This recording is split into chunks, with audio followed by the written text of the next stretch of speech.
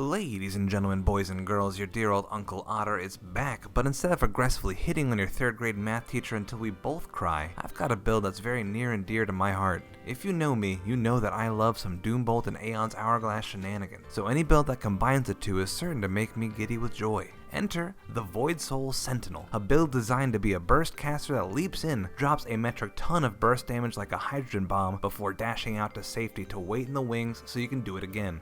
A true rotation-based nuker, and for that fantasy, this build does not disappoint. Before we dive into the video, I want to thank you guys for all the support you've given me with my recent videos, and thank you in advance for liking and subscribing if you haven't already. With that being said, let's do the damn thing. This build pulverizes foes into a fine red mist, utilizing a mixture of chaos and vitality damage and 2 of the hardest hitting spells in the game, Doombolt and Aegis of Menhir. Aside from that, it can tank with the best due to a very high uptime on Ascension, providing a massive 166 flat damage absorption on top of Possession's 20% damage absorption.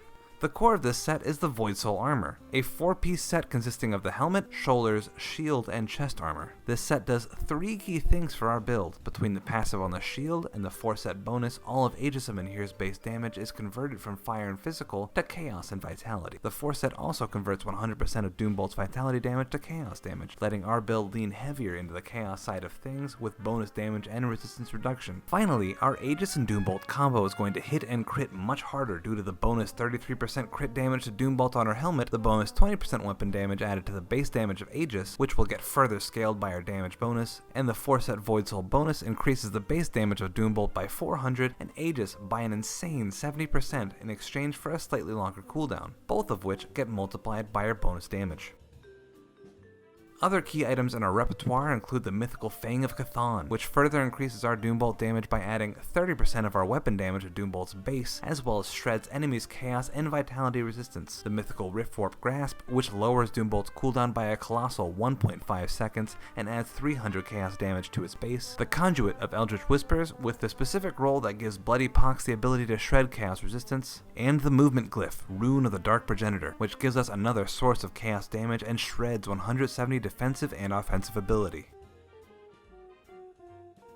For devotions, we of course rely on the ever-present Dying God, which gives us a massive buff to our chaos damage, as well as an 18% boost to our critical strike damage and a very useful 10% total speed, allowing us to move faster and cast more fluently. Soleil's Witchblade gives us a massively important source of chaos resistance reduction, and finally, the most important devotion of all, Aeon's Hourglass reduces all of our active cooldowns, giving our Ascension more consistent uptime, and letting us double cast our Doombolt and Aegis of Menhir.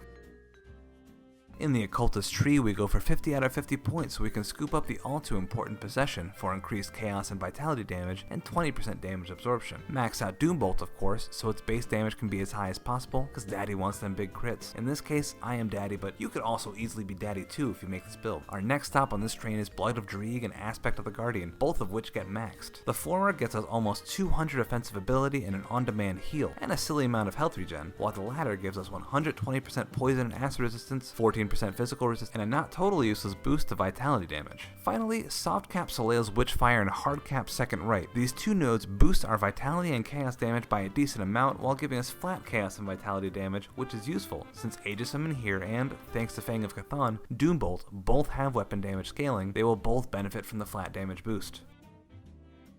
In Oathkeeper, we put 40 points into our mastery, unlocking the Scion of Dreeg node, allowing our Guardians of Empyrean to do vitality damage and also be green, which isn't easy. Since we're just using Vire's Might for utility, put 1 point in the base and 1 point in the final node. A core part of our build is maximizing uptime on Ascension so it's nearly always up. So we max out both nodes, which gives us a massive amount of flat absorption, as well as 16% bonus offensive ability and a metric ton of stun resistance. Just above that node, we max out both Presence of Virtue and Haven for 150 offensive ability and the massive 20% bonus to max health. A single point in Resilience gives us a soft circuit breaker, which will keep us alive when we're in trouble, and a single point in Safeguard gives us 22 armor, which is fine.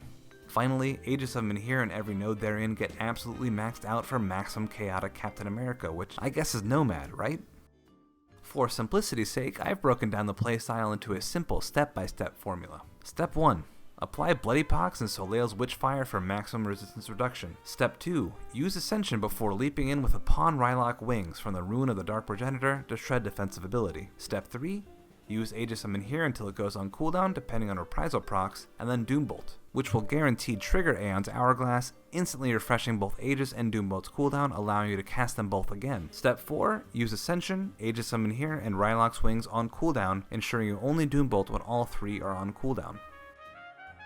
This build can function as an incredibly powerful hit-and-run nuker that dives in, bursts down heavy-hitting enemies, only to dash away before getting surrounded. Or, with the absurd amount of ambient damage absorption, you can always play as a stand and fight cooldown caster that can kill bosses massive chunks at a time. Despite lacking in large-scale AoE, this build makes for a pretty competent farmer, able to leap in and pick off more powerful mobs in Shattered Realms before dashing along, with its minuscule cooldown mobility, or simply by running through roguelike dungeons, darting between bosses to scoop up notable loot. The VoidSoul Sentinel is not now and will likely never be a meta-defining build, but it is certainly functional, and most importantly, it is very, very fun.